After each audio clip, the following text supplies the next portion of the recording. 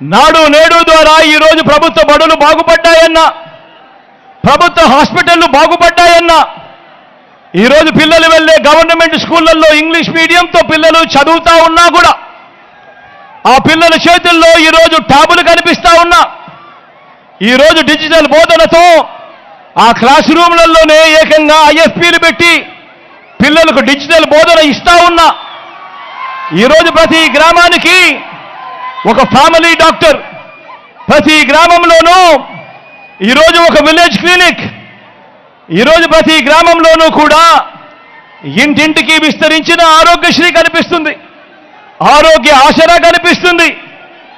వీటి అన్నిటితో ఏ రోజైనా కూడా గ్రామానికి వెళ్ళి చూశావా?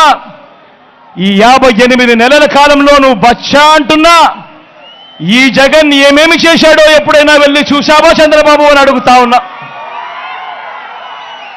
నా అక్క చెల్లెమ్మల కొరకు ఏకంగా గతంలో ఎప్పుడూ జరగని విధంగా ఇన్ని పథకాలు తీసుకుని రావడమే కాకుండా నా అక్క చెల్లెమ్మల పేరిట ఏకంగా 31 లక్షల ఇళ్ల పట్టాలు, అందులో కడతా ఉన్న 22 లక్షల ఇల్లు, ఇంటికే వచ్చే పౌర సేవలు, ఇంటికే వచ్చే పథకాలు.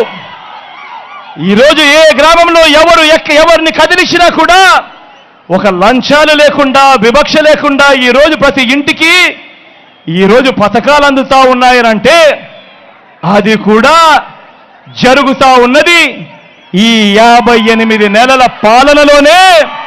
నువ్వు బచ్చా అంటా ఉన్న ఈ జగన్ పాలనలోనే అని చెప్పి ఈ సందర్భంగా సగర్వంగా తెలియజేస్తా ఉన్నా.